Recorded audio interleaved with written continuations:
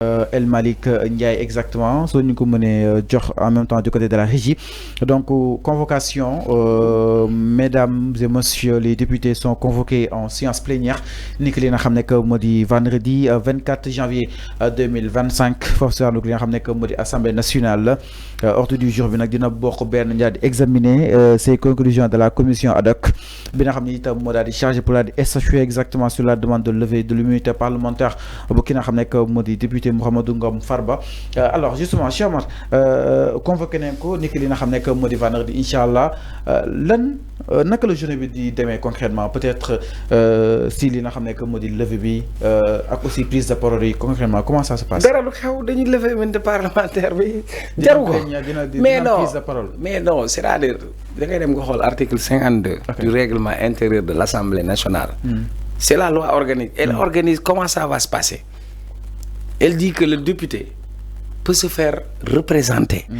Wala moom wax boppam au niveau de la commission ad hoc. Maintenant commission ad hoc bi pare na dañ maanaam jëluñu sens pour tënk liggéey bi dañ ko dénk fukk ak benn député. fukk ak benn député yooyu ñoom ñoo lëlu ba ñu paree. defar nañ bu ñu paree dañoo xaatim ab rapport. Dans la commission il y a un rapporteur. Ça veut dire que tous les membres de la commission ne vont pas parler. C'est le rapporteur de la commission ad hoc qui va prendre la parole. Pour dire qu'après concertation, la commission ad hoc lit le diap. Le représentant du gouvernement, il faut nous expliquer le bien fondé, motiver l'affaire. Comprendre? Le représentant du gouvernement, après, le député peut prendre la parole ou son représentant. Est-ce que l'air, non? Après, s'il le faut, il est contre la levée de pour équilibrer le débat. Président Assemblée. Donc ce ne sera pas 165 députés qui vont expliquer non. Ce n'est pas le rôle des députés de juger. Attention, ce n'est pas le rôle des députés de juger.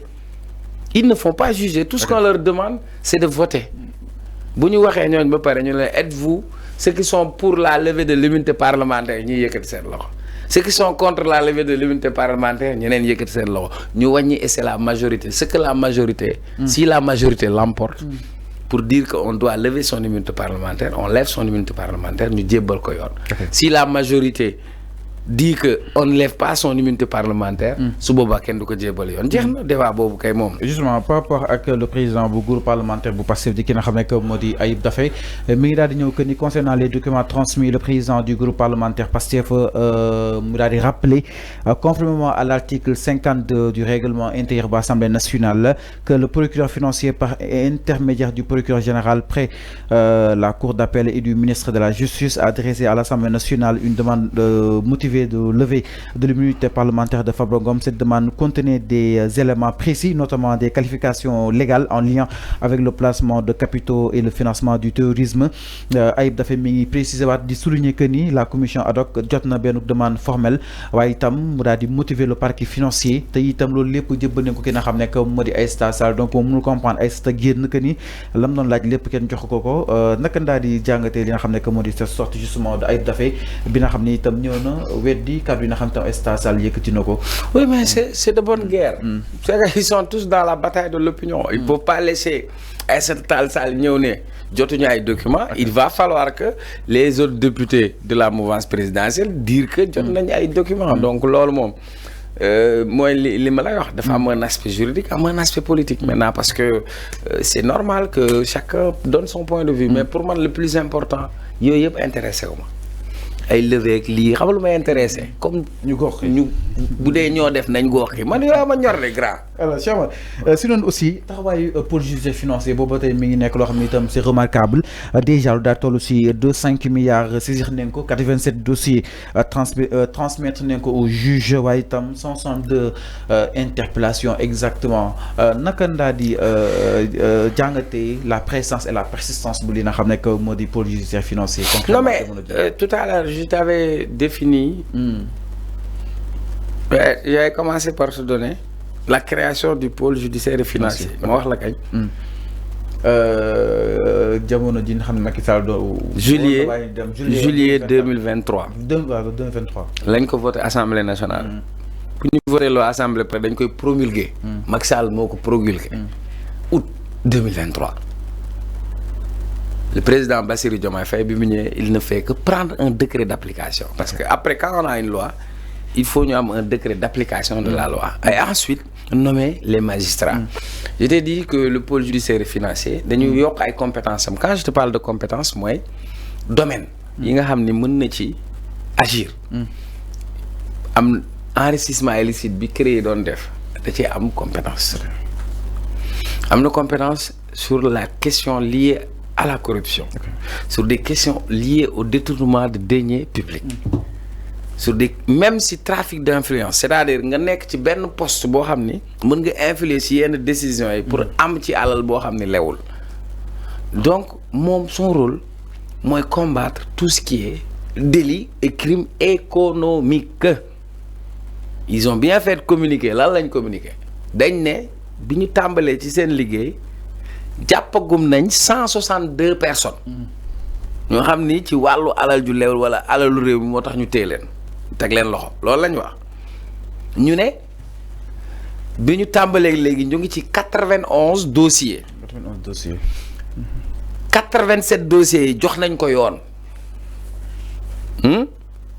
ñu ne bi ñu tàmbaleeg léegi ci liñ jotagum ci ñu remboursé mën na 2 milliards 500 millions loolu lañ wax kon ça veut dire que kon liggéey baa ngi ñoŋ léegi ñoom seen liggéey du àtte ñoom dañuy saytu enquête bu ñu paree jox justice nag après moo koy xóotal xool c'est important grand je te parle avec le cœur quoi c'est-à-dire principe bu bonne gouvernance xam nga la mooy bonne gouvernance xam nga ko sama turandoo Seydina Omar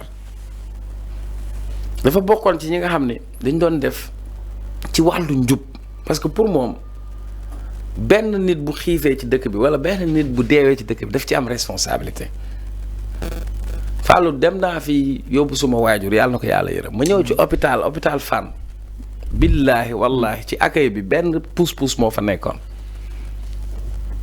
Fallou ci Covid bi ñaata sénégalais ñoo ñàkk seen bakkan parce que amuñu oxygène parce que jamono boobu butéel oxygène dem na bay jar 700 000 Fallou durant la Covid ministre de la santé dañuy génn naan la cas communautaire cas importé nombre de morts tey ñu ne 4 morts suba ñu ne am nañ 10 morts au moment où les sénégalais ñii ñu ngi dee ñii ñu ngi xiif parce que demuñu liggéey ñu ne ñu rester chez vous am ñu ñuy toje demal xool rapport Cour des comptes bi est-ce que vous pensez que ça c'est loolu yëfu nit la quoi moment bu nit ñi di dee de am ñoo xam ñu ngi sàcc alal réew mi c'est des charognards waaw grand léegi nag il faut que réew mi mu jub quoi te xoolal pour mu jub nii il faut que mu leer nañ alal bu nit ñi jël nañ ko récupérer ba pare nañ la daan yu sévère ba nga xam ni ëllëg personne ne serait tenté à le faire. mais ñu ne pour ñu joxe mun na leen peut-être mun leen am jàmm exactement maanaam ñu suñu ñi dem delloo. waaw mais loolu dafay def mooy médiation pénale rek président bi wax ko premier jour bi mu waxee laa ko dégg ma leen président bi nante la du ngaa ko de léegi yow mu ne leen mun nañ delloo si nang dem na ba tudd prête-nom yaa ko dégg mu ne prête-nom la mooy prête-nom sama xaalis ma def ko si beneen tour peut-être non da ngay doo ñëw def ko doo ko def sa turu rak doo ko def sa turu ku la jege nga dem dugg fële moo tax yenn saa nga romb benn parking mu leer na ne waa ji nekk ci parking bi des méthodes sophistiquées merci lan mooy société écran c'est-à-dire c'est des sociétés qu'on crée peut-être pour dissimuler justement léegi société bi mënul génne million mais ñu fay président dafa ne moom yow boo nekkee prête-nom nga ñëw teel a yoole xam nga ñu bàyyi la ci biir parce que ñaari objectif moom est-ce que am na ñoo xam ne dañuy dem dóor ci entreprise bi ay milliards ay billions nga def yoon àtte la ñu tëj la 2 ans na génn noos nga toog tëdd 2 ans tëj nañ la waaye xaalis bi génn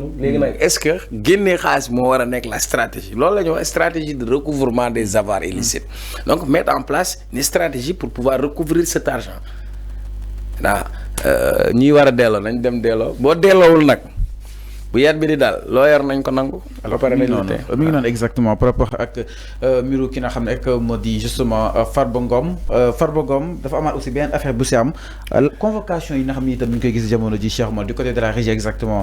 Ali gis neen tey Abdoulaye Ndiaye. yaa ma ko wax yëgu ma ko Abdoulaye Ndiaye waa convoqué nañ ko. luñ ko convoqué